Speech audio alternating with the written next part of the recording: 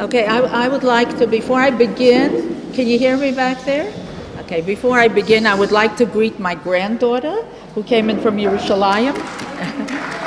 And she's very happy that we were delayed because this way she could make it. Okay, I'm gonna quote her son.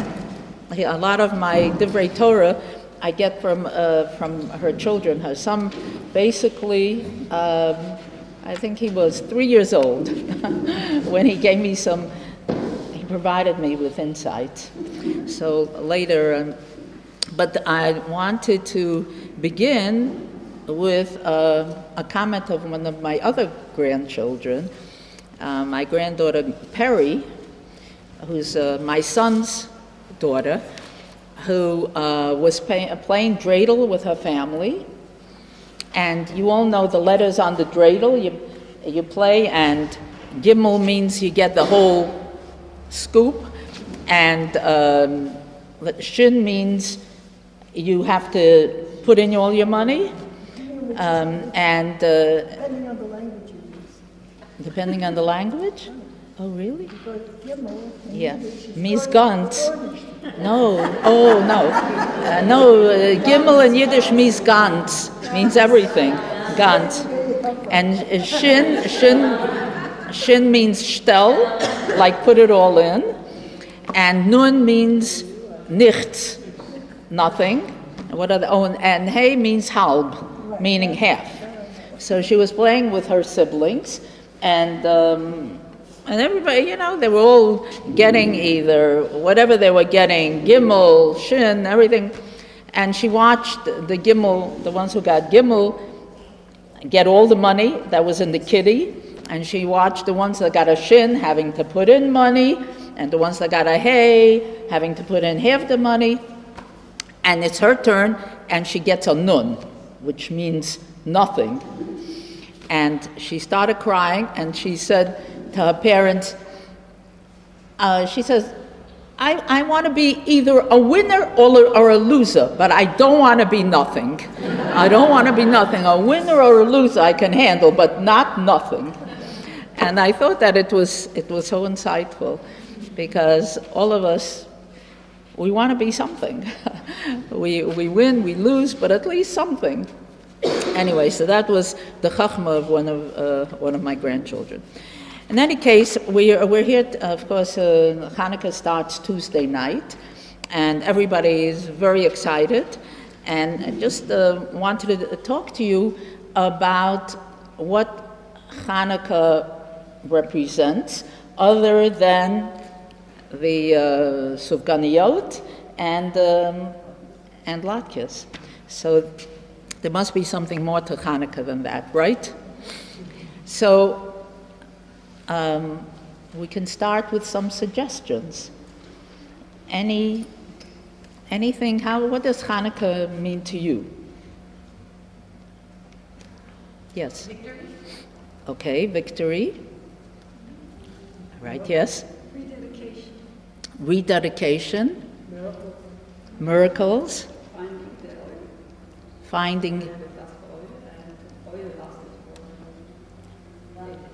Finding oil, and the oil lasted for 8 days, yes? Emunah. How do you mean emunah?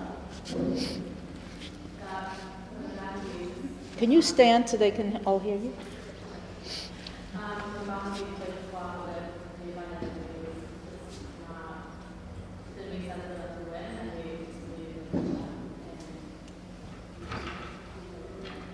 So they had faith, and they engaged a battle that didn't look too promising because they had emunah, and in fact, the miracles, and they won.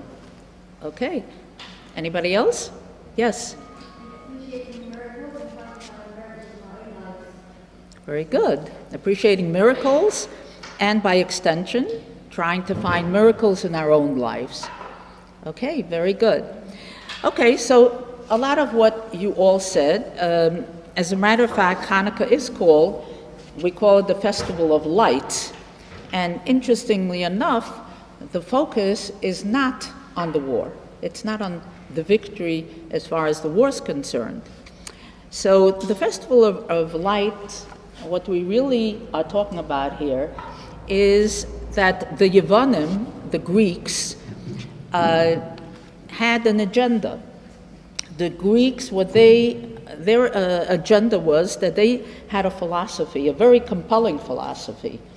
And the compelling philosophy that they had was contrary to all of Jewish thought. Their philosophy was one of, okay, thank you. I don't know what to do. Okay, oh, here we go again. Hello? No?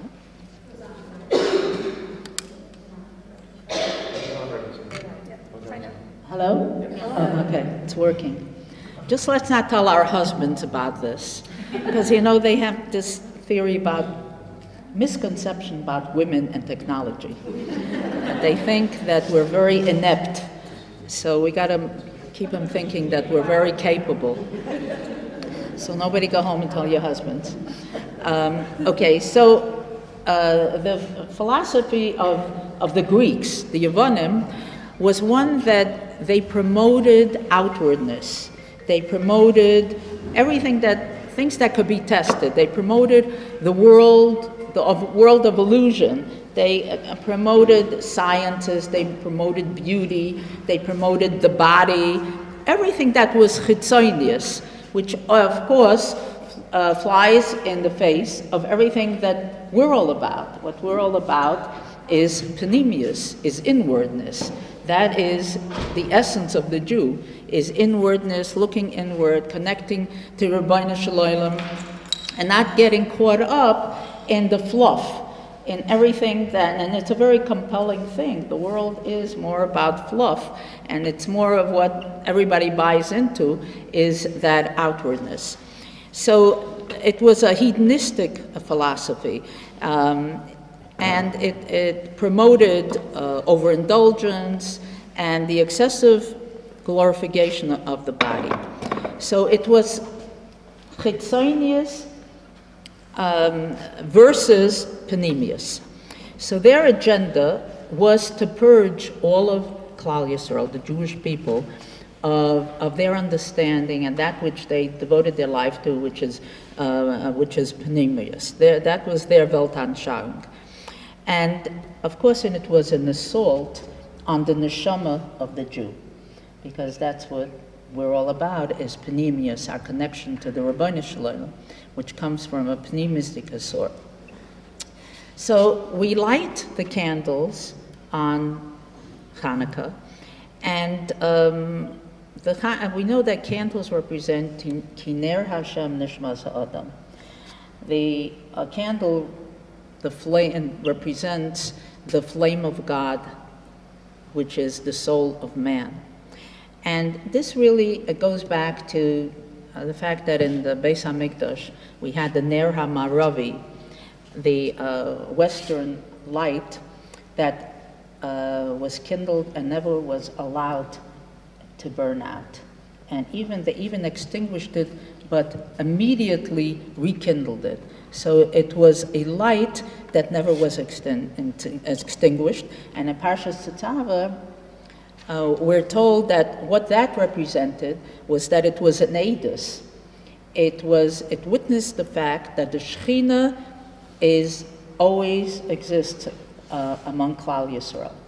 It exists collectively in all of the people of Klal Yisrael, and it also exists in every single Jew.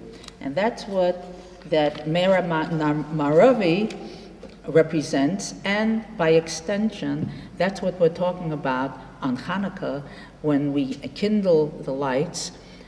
We talk about the Ner Hashem, that's the neshama of the Jew, and that's what we celebrate basically on Chanukah. Now, this was, it's a great achievement. Chanukah was a great achievement because the power of the Yevonim started way at the beginning. In Bereshis, there's already a reference. In Genesis, at the beginning of the Torah, there's a reference to Yavan. There's a reference to the Greek. And that reference is V'Choshech al Pnei Sahom. And there was darkness on the face of the depth. And the Mefarshim say, Choshech ze Yavan.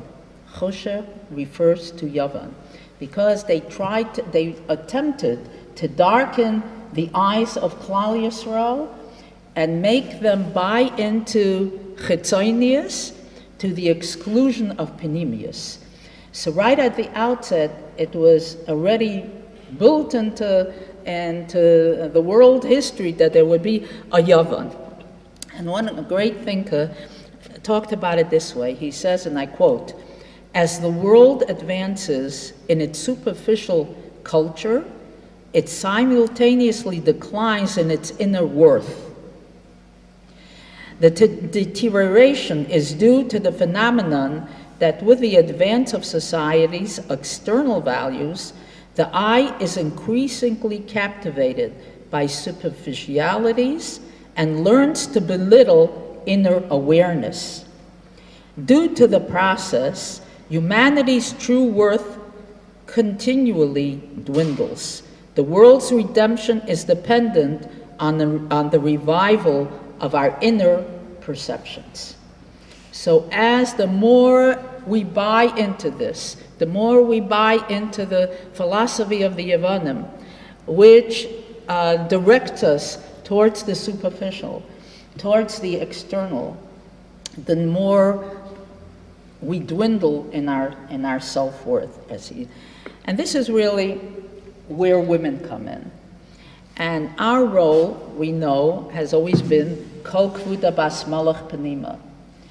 The dignity of the Jewish daughter is her inwardness, meaning that we've always had a grasp, we've always had an appreciation, we've always had a greater understanding of panemius, of inwardness. That's who we are. A man goes out into the world, he's public-oriented, and a woman, the fact that a woman has this quality of panemius, of inwardness, is the reason that a woman was given her primary role. A primary role is in the home. Inward, again, not out there, but inward. It's not to say, we all know women today work out there, but it's the primary thrust of their life is inward. And that's because we had this capacity. We had this Bina Yisera, which is this handle on inwardness. Now there's a woman who wrote, and it's interesting, that somebody not Jewish, this was from a book called Gifts of the Sea by Anne Lindbergh. She wasn't Jewish, and she wasn't particularly a Jew lover either, but she wrote this, and oh, isn't this working?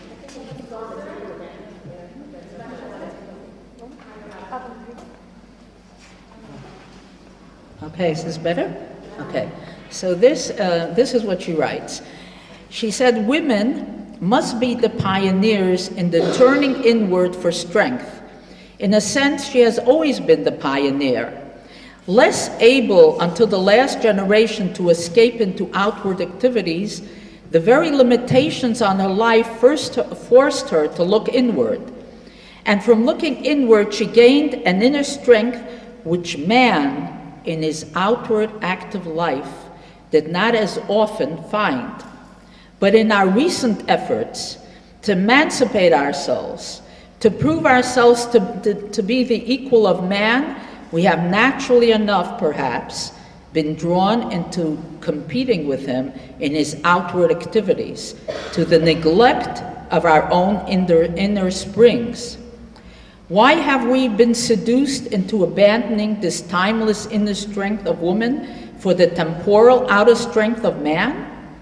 The outer strength of man is essential to the pattern, but even here the reign of purely outer physical strength and purely outward solutions seems to be waning today.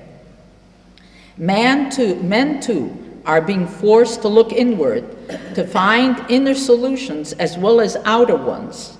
Perhaps this change marks a new stage of maturity for modern, extrovert, activist, materialistic Western man?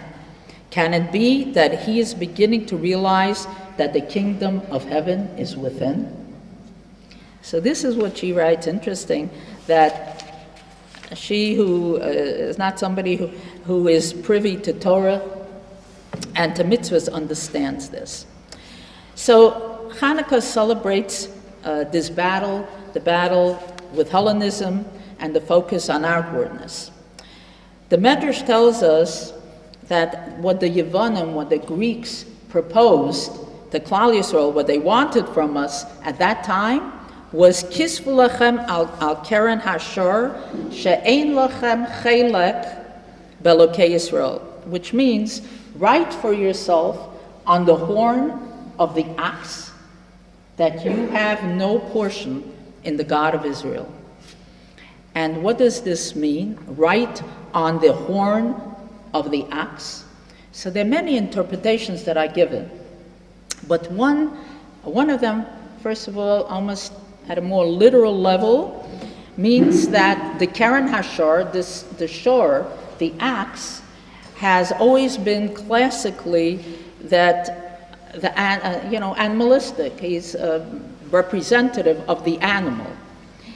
So write yourself on this animal, on the horns of this animal, that you have no chelek in the God of Israel. In other words, buy into this animalistic kind of approach to life, and disabuse yourself of this connection with the Almighty.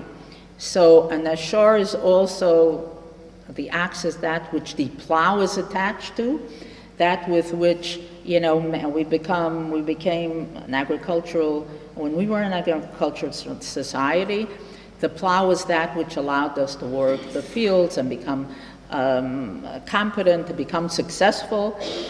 So they wanted us to recognize or to admit that what's most important in life is this shore, is working in the physical world, and is achieving in that world to the exclusion of connecting ourselves to spirituality. It's really basically acknowledging that all that's required of us is kokev yotem yadi, whatever. I can do it. I can manage it. I don't need a God.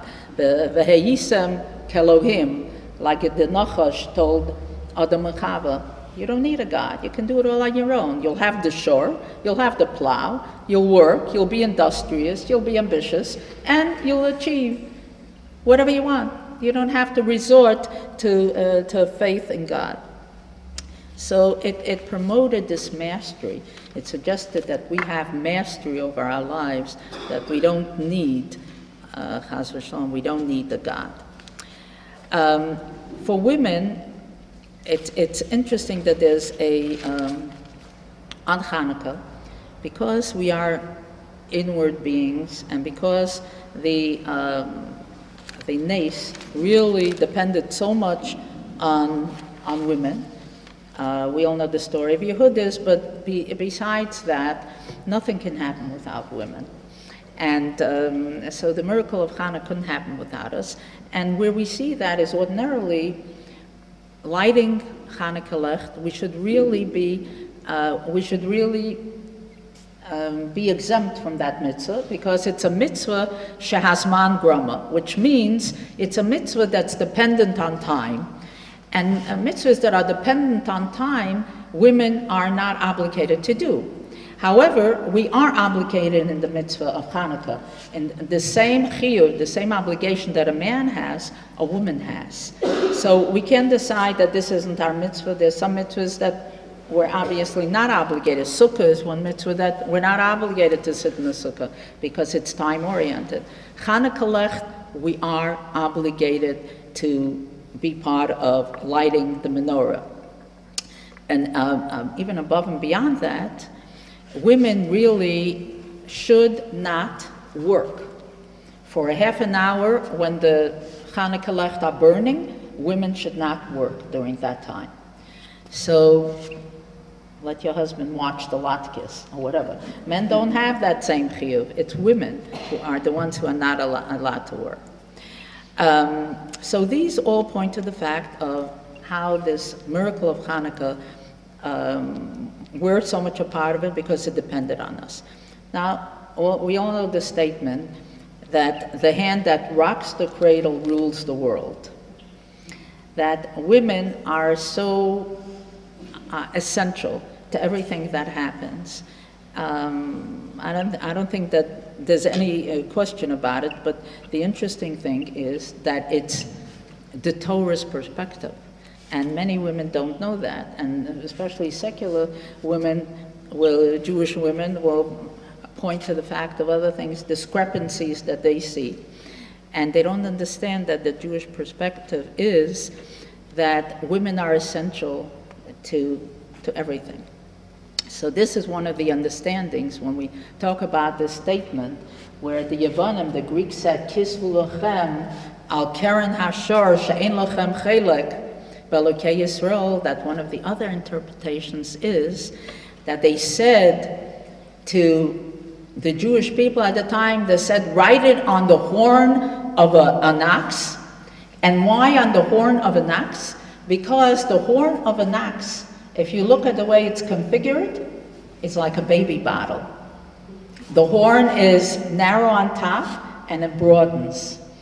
And what they were saying is that if we want to get these people, if we want to undo these people, if we want to promote our agenda, which is the agenda of outwardness versus inwardness, then we got to get to the women.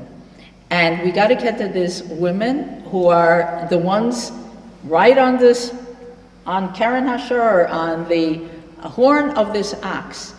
We want to get them to admit, concede, really, to concede that there's no God of Israel. Let's do it with a horn of the ox, with a baby bottle. That's where we need to begin, because the beginning is auspicious. The beginning is most important. As a matter of fact, the Baal HaTurim in Parshas Toldos, which is not that long ago, when we talk about the wells of Yitzchak that were plugged up, so the Baal HaTurim says that what it referred to was the mikvahos, the mikvahs, in our society that they plugged up because they understood that beginnings are so essential. If you plug up a mikvah, that's obviously targeting the beginning of a child that would be born. So they targeted the mikvahos, and they targeted the baby bottle, so to speak, because they knew how essential beginnings are. And moreover, the meaning of Chanukah, if you take the root of Chanukah, it's the same root as the word chinuch. Chinuch means education. It means, and of course, who are the primary educators of our children? It's women. Women are the ones who are in the home, in the formative years. They're the ones who are teach a child Modani in the morning and Torah Tivah Moshe and put on tzitzis with the little boys. And moreover, it's the women. And the reason women were targeted is because, maybe even more significantly, women are the ones that create the environment and atmosphere in the home. Women are the ones who, when we talk about lighting candles and Ner Hashem Nishmas Ha'adam, that the flame is the soul of man. It's that flame represents not only light and illumination, but it represents warmth. It represents the environment that exists in our homes. And women are the guardians of the home. They're the ones who create that environment. If everybody knows, you walk into a home, whatever you sense in the home, the energy in the home, it's all due to the woman. It's the woman who creates that energy. She creates that light. She creates that warmth. So the question is, how do we do this? How we move forward to creating this, to doing what we're meant to do, to plugging into the message of Chanukah. As we know, I don't know if everybody knows this, but according to some thinking, the Sfarim tell us that Chanukah is the court of last appeal. The court of last appeal from Rosh Hashanah and the Yom Noraim. So Chanukah, now it's it. This is it, Chanukah. Up to now, our, so to speak, the Gizar is not sealed yet. We still have up to Chanukah. So now is the time that we really have to assess and look at our lives, because there's still time during this Yontiv to do the things that we need to do. So it's a twofold program. The twofold program is, Mishnah tells us, Yogato Matzosa Tamen. If you work very hard and you accomplish, Mishnah tells us, believe. Believe a person who tells you they worked hard and they achieved. If a person says, Lo Yogati Matzasi, I didn't work, I didn't do a thing, and I achieved, don't believe them. So Yogata Umatzasa, to work hard, is a guarantee of achieving. Now, all of you, obviously, many of you, I think most of you, are not from here originally. Most of you have made Aliyah, most of you have chosen this life, and more than that, perhaps, I guess most of you came from a more secular life in the past, and you've taken on the life that you have, Baruch Hashem. So you know, you can't be commended enough. You've done all this Mesiras Nefesh, and that's what we're talking about. Yogata, if you work hard, if you extend Mesiras Nefesh, if you go on Mesiras Nefesh, the best definition of Mesiras Nefesh is pushing out against what we perceive as our limitations. Everybody thinks, I can go just so far. I can't do any more. This is as much as I can do. Don't ask any more of me. Mesiras Nefesh means pushing just a little bit harder. Pushing a little bit harder beyond our comfort zone. That's the definition of Mesiras Nefesh. That's the definition of Yegiya. When we push out beyond our limitations, what we invoke is, you know, we feel we have finite limitations, but we push into that which is more infinite. We invoke the Rebbeinu Shalom's input, the infinite being. It then kicks in, so to speak, into our lives and makes things happen. So when we invoke that which seems infinite and not possible, we invite the Rebbeinu Shalom to do the same for us. So that's number one. And we know that it's difficult. It's difficult to do that. My husband talked at one point about the fact that when we created institutions in Milwaukee, and it was so difficult, and he encountered so much opposition. People weren't happy about what we were doing, and it was a very difficult time. And he said that he went to speak to a gadol, I think it was maybe Rabbi Yaakov Kamenetsky Zatzal, and Rabbi Kamenetsky said to him, you know, it talks about the fact that by the Akedah, when the Malach said to Avraham Avinu, okay, stop, no, stop, you don't have to bring him for an offering, you don't have to bring Yitzchak, your son, for an offering. So then there was a ram it was in a thicket, Basfach. There was a ram that was caught in this thicket. And Rabbi Yaakov said to him, you know why the ram was caught in this thicket? It was to show you that you have to kind of extricate the ram from the thicket. It doesn't come easily. Could have found a ram standing there and saying, here's my neck, bring me instead for a carbon, not your son. Instead, it was caught up in this real difficult place to get out of, to indicate that nothing that's good comes easily. that we have to struggle. We have to be willing to go that extra mile, so to speak, to be able to achieve what we want to achieve. That's yogata umatzasa. So but there has to be also a balance. In other words, you talk to some women, and women, a lot of women, I shouldn't say all women, but a lot of women are very, very hard on themselves. It seems to be a woman thing to do. And I hear it from them all the time. I probably didn't do enough. I should have done this, or whatever. It's my fault. And you know, you all know the whole spiel. So there is this concept, and the Rambam talks about it. Rambam says, interestingly enough, Chaviva Mitzvahs Hanukkah ad ma'od. The mitzvah of Hanukkah is Chaviva, is precious, ad ma'od, like really, really precious.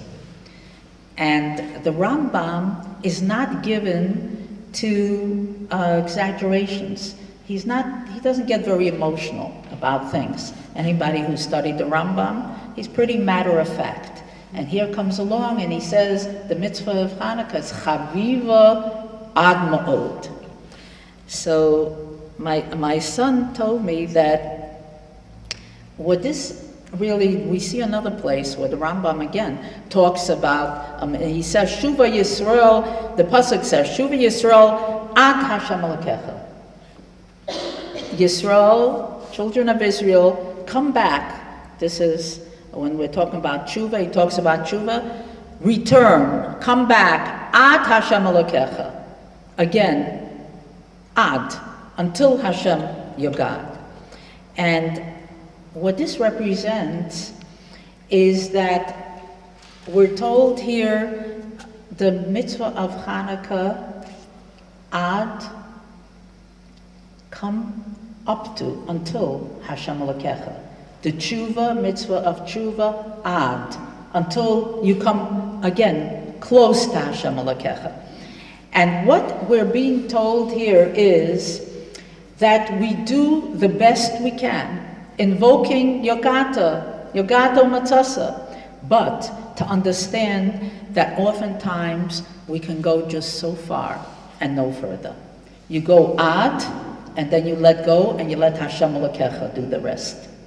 That's true of the time of Chanukah, and it's true about tshuva, ad Hashem Elokecha.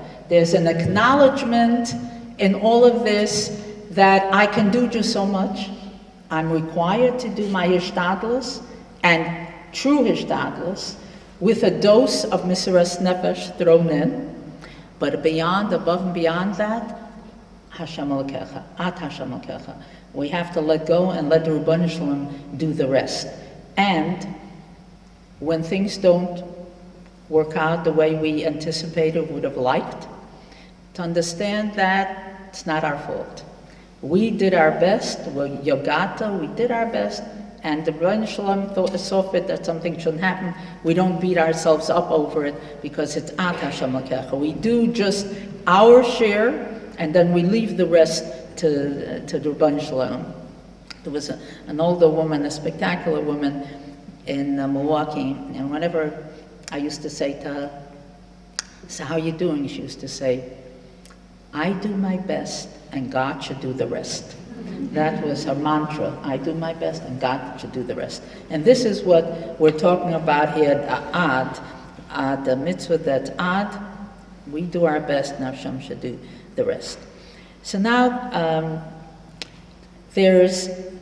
we see in the mitzvahs of Chanukah some very, very basic concepts. The menorah has to be lamata me'asara tfachim. It has to be positioned lower than 10 tfachim.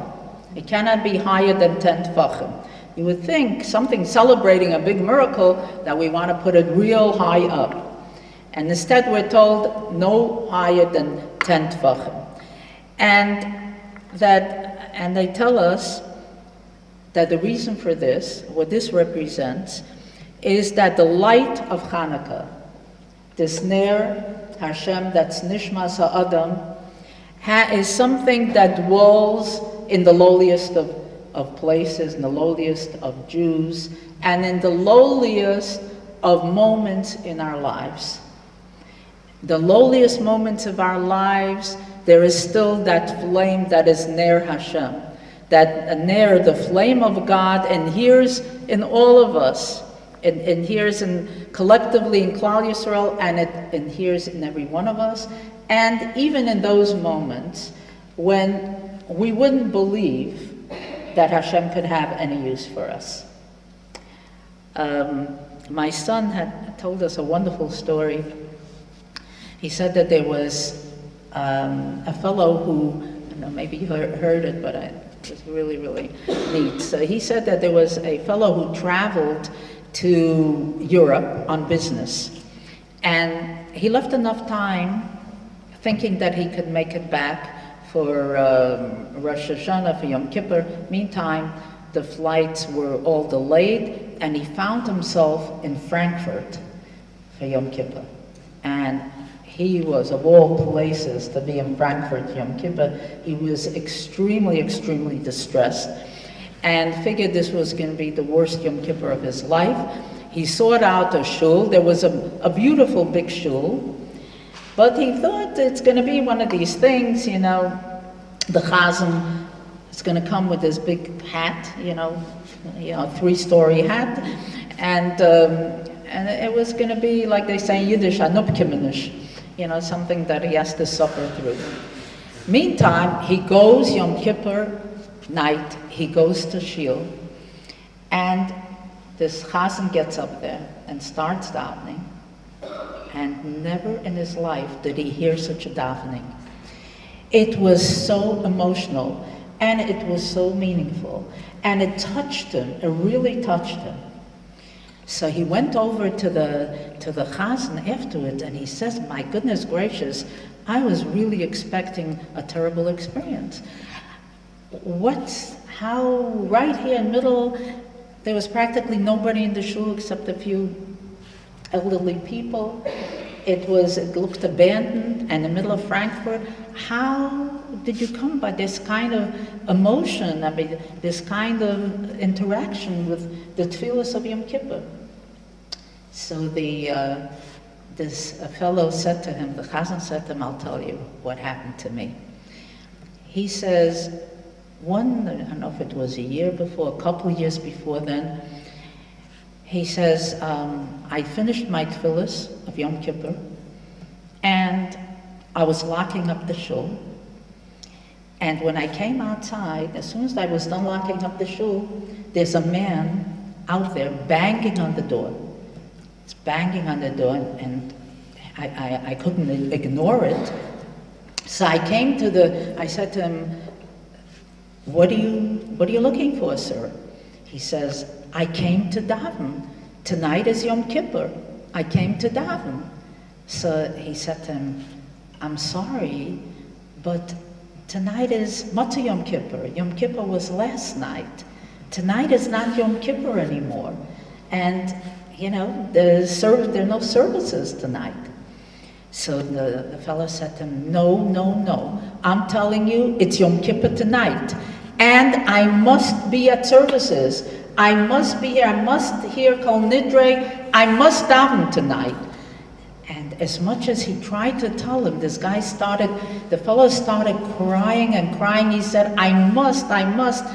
He said, I promised my dying father that, if nothing else, that I would go and hear Kol Nidre on Yom Kippur night.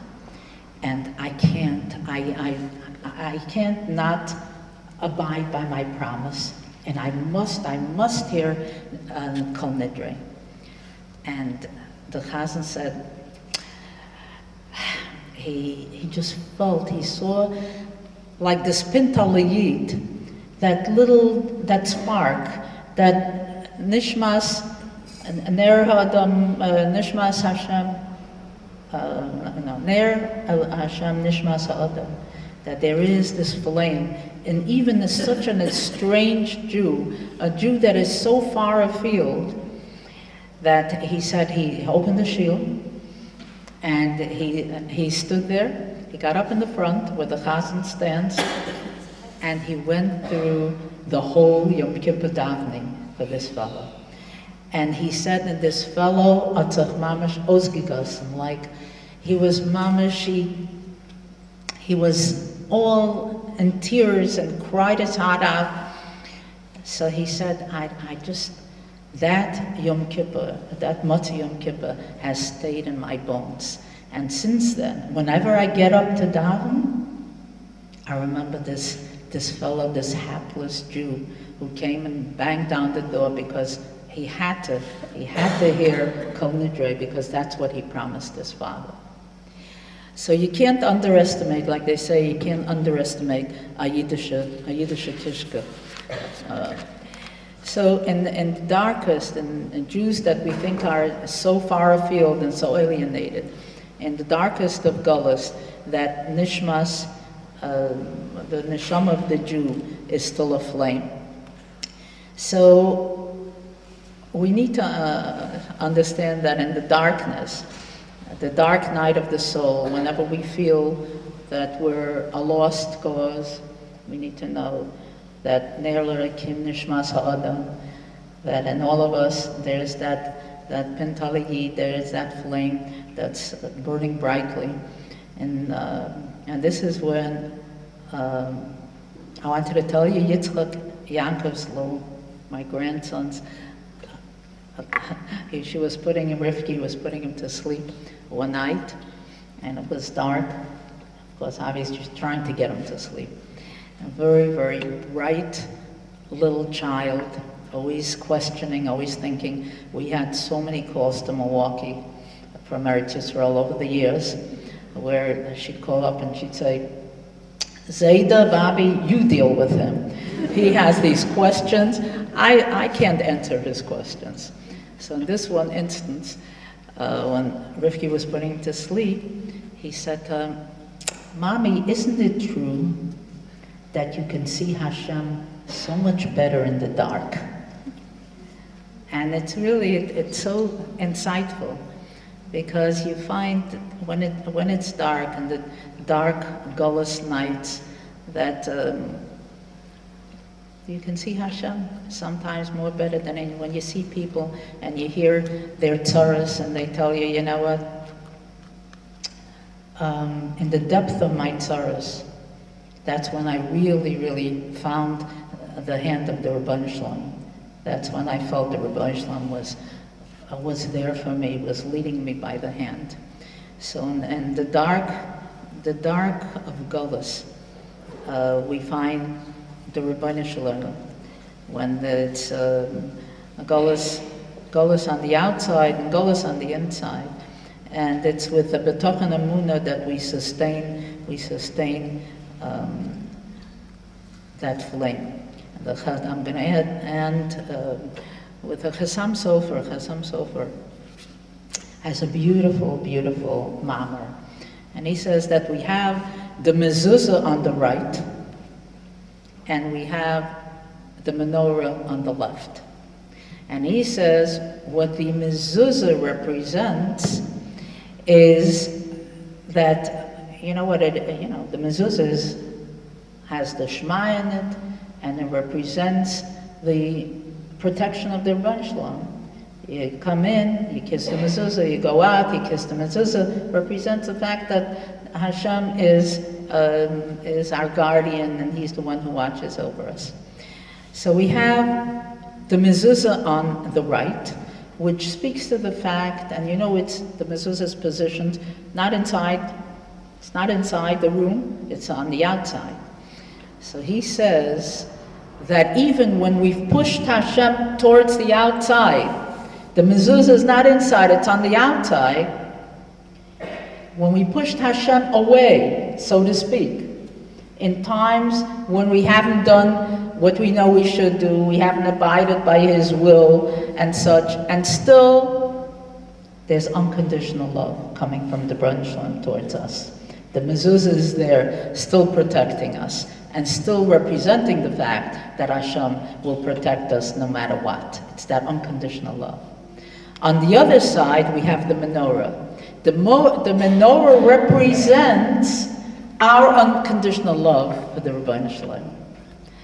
Because through all of this, in the time of Chanukah, we were not at risk physically.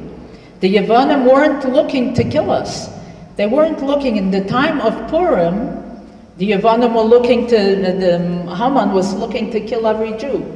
In the time of Chanukah, if we converted, if we bought into the Hellenism, we were doing fine. So we demonstrated that Mesiras Nefesh, to be connected to the Rebbeinu Shalom, even at the risk of losing our own lives, which it was at the time, because all of us have this unconditional love for the Rebbeinu Shalom. So the mezuzah represents an unconditional love from the Rebbeinu Shalom towards us, even when we're not doing what we ought to be doing, and the menorah represents our unconditional love for the Rebbeinu Shalom when we are so vulnerable, but we will not abandon the Rebbeinu Shalom. You know, in his books, Elie Wiesel, he had his first book that he wrote after the war. It was called Night, and he talked there about the horrors of the war and what he experienced, and you know, watching his father hung in front of his eyes and so forth. And he went through this inner turmoil of, you know, questions about bitochen, amunah, and such. Then more recently, he gave an interview after he had a heart attack and such, and he said he went through times in his life where he rebelled against God. He rebelled against the Rebbeinu Shalom, but he never repudiated the Rebbeinu Shalom. He never gave up on the Rebbeinu Shalom. Even in times when he was so upset and so disappointed and so hurt. And so in all of his books, he talks about that. He rebelled, but never repudiated. Not for 1 minute did he contend that there was no God. So that's us in all times, no matter how difficult our times have been, collectively, individually, a Jew inside his neshama, a Jew is connected to the Rebbeinu Shalom. So our avoda now, the avoda for all of us, is on this time, the court of last appeal after Yom Tovim, is that we have to, just like Chanukah means rededicating, we rededicated the Beis HaMikdash at that time. Now too, it means rededicating. We don't as yet, hopefully very soon, we don't have a Beis HaMikdash to rededicate, but we know that in our times, our homes are Mikdash Ma'at. Our homes are our Beis HaMikdash until Mashiach comes. And we have to rededicate our homes. We have to do that which we know only women can do. And we have to fill those jugs with our own oil,